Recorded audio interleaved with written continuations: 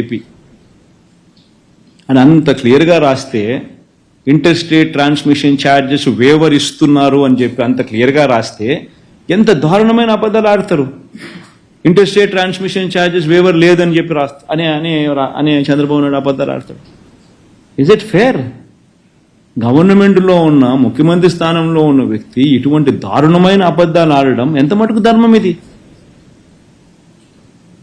ప్రజలను తప్పుదోవ పట్టించాలని చెప్పి దురుద్దేశపూర్వకంగా చేయడం ఎంత మటుకు కరెక్ట్? ఇది ధర్మమేనా? ఇది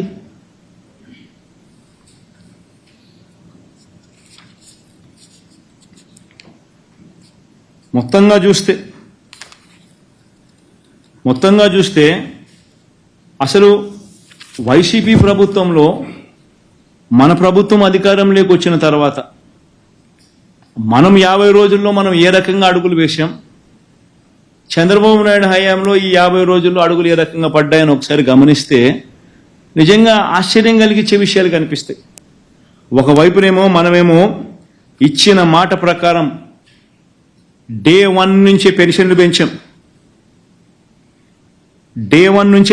పెంచాం. సామాజిక న్యాయంలో భాగంగా నామినేషన్ మీద ఇచ్చే కాంట్రాక్టులు కానీ, నామినేషన్ మీద ఇచ్చే పదవులు కానీ ఎస్సీ, ఎస్టీ, బీసీ మైనారిటీలకు 50% ఏకంగా చట్టం చేసి ఇచ్చాం. అక్టోబర్ 2వ తారీఖు కల్లా గ్రామ వార్డు సచివాలయ వ్యవస్థలను నెలకొల్పాం. ప్రతి 2000 జనాభాకు 60-70 ఇళ్లకు ఒక వాలంటీర్ వ్యవస్థను తీసుకొచ్చి కులం చూడకుండా, మతం చూడకుండా, రాజకీయాలు చూడకుండా ఏ పార్టీకి ఓటేశారన్న విషయం కూడా పక్కన పెట్టి ప్రతి కుటుంబానికి ప్రతి పథకము ఓటు ఎవరికి వేశారన్నది చూడుకోకుండా, డిస్క్రిమినేషన్ లేకుండా, కరప్షన్ లేకుండా డోర్ డెలివరీ చేసే కార్యక్రమం చేశాం. 75% ఉద్యోగాలు పరిశ్రమల్లో స్థానికులకు ఇచ్చేట్టుగా చట్టం చేశాం. శాశ్వత ప్రాతిపదికన ఎప్పుడూ లేని విధంగా బీసీ కమిషన్ ఏర్పాటు చేశాం.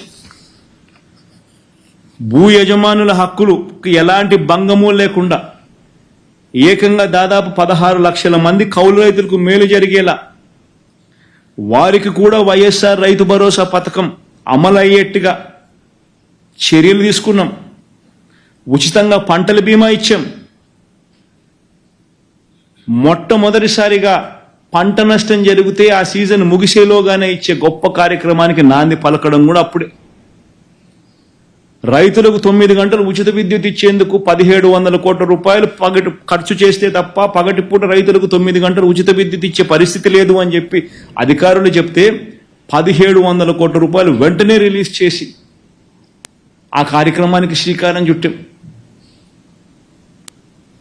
ఆక్వా రైతులకు ₹1.5కే యూనిట్ కరెంటు రేటు ఇచ్చే కార్యక్రమం జరిగింది మన ప్రభుత్వం వచ్చిన తర్వాతనే. 3000 కోట్లతో ధర స్థిరీకరణ తీసుకొచ్చింది మన ప్రభుత్వం వచ్చిన తర్వాతనే.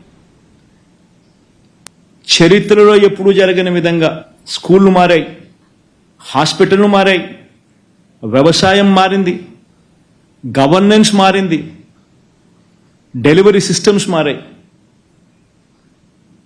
మహిళలకు ఎప్పుడూ జరగని విధంగా రక్షణ, సోషల్ జస్టిస్ కల్పించింది కూడా మనందరి ప్రభుత్వం వచ్చిన తర్వాతనే.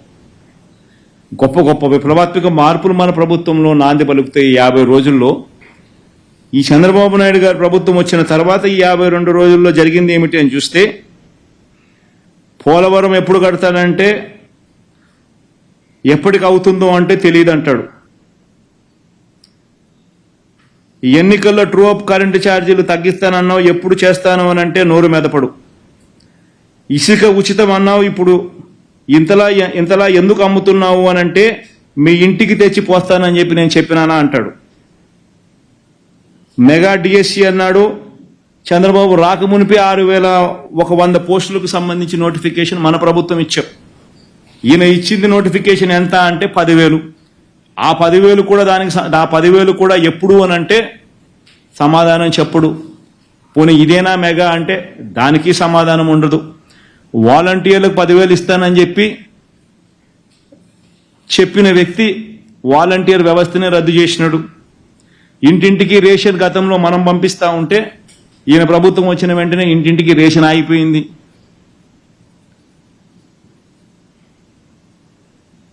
ఏ క్వార్టర్ ముగిసేలోగానే ఆ క్వార్టర్ ముగిసిన వెంటనే విద్యా దీవెన వసతి దీవెన కింద పూర్తి ఫీజు రీఎంబర్స్మెంట్ ఇచ్చే పరిస్థితిని పూర్తిగా రద్దు చేసినాడు. ఎప్పుడు ఇస్తాడో తెలియదు, ఇస్తాడో లేదో తెలియదు. తాను ఎన్నికల వేళ మేనిఫెస్టోలో చెప్పిన ఏ ప్రామిస్ను నెరవేర్చే కార్యక్రమం జరగడంలా. కనీసం బడ్జెట్ కూడా, పూర్తి బడ్జెట్ కూడా పెట్టని అధ్వానమైన పరిస్థితిలో రాష్ట్ర ప్రభుత్వం నడుస్తూ ఉంది. పూర్తి బడ్జెట్ ప్రవేశపెడితే తన మోసాలు బయటకు వస్తాయని చెప్పి కప్పిపుచ్చుకునే కార్యక్రమం జరుగుతూ ఉంది. రాష్ట్రంలో ఏం జరుగుతూ ఉన్నాయనంటే హత్యలు, దాడులు, దౌర్జన్యాలు, ఆస్తులు నష్టం చేయడం, రెడ్ బుక్ పరిపాలన సాగిస్తూ ఉంది. ఇది క్లుప్తంగా చంద్రబాబు నాయుడు గారి ప్రభుత్వం మీద, 50 రోజుల ప్రభుత్వం మీద మామూలుగా అయితే అసెంబ్లీలో ఇంతసేపు మాట్లాడాల్సిన పరిస్థితి. కానీ అసెంబ్లీలో ప్రతిపక్ష పార్టీ ఒకటి ఉంది అని కూడా వాళ్ళు గుర్తించారట. ప్రతిపక్ష పార్టీ అనేది ఉండేదే 2 పక్షాలు, ఒకటి అధికార పక్షం, ఒకటి ప్రతిపక్షం. ఇక వేరే పార్టీయే లేదు. అయినా కానీ ప్రతిపక్ష పార్టీ కింద ప్రతిపక్షంలో ఉన్న పార్టీని గుర్తించారట. మరి ప్రతిపక్ష పార్టీని ఆటోమేటిక్లీ ప్రతిపక్షంగా గుర్తించినప్పుడు ఆ ప్రతిపక్షానికి ఒక నాయకుడు అనేవాడు ఉంటాడు కదా, ఆయన ప్రతిపక్ష నాయకుడిగా గుర్తించాలి కదా. మరి అది గుర్తించారట. ఎందుకు గుర్తిస్తే మైక్ అసెంబ్లీలో ఒక హక్కుగా ఇవ్వాలి. లీడర్ ఆఫ్ ది హౌస్ మాట్లాడిన తర్వాత అంతే సమయం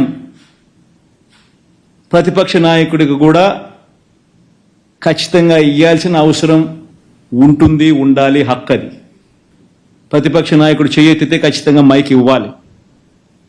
ప్రతిపక్ష నాయకుడికి అంతే టైం కేటాయించాలి.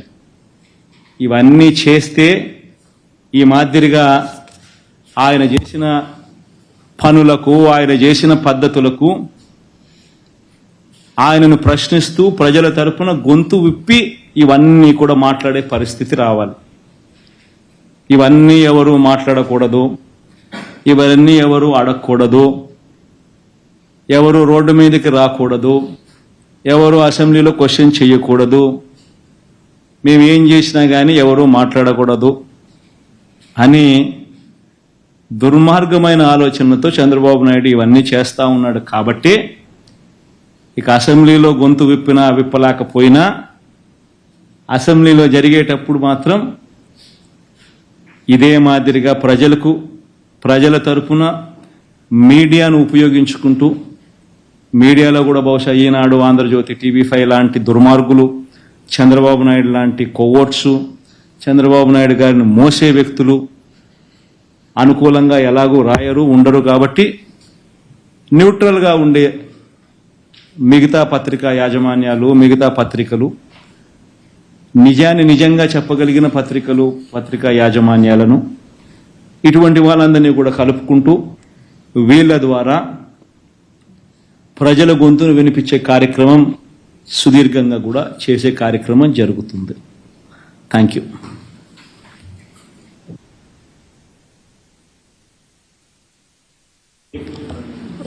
सर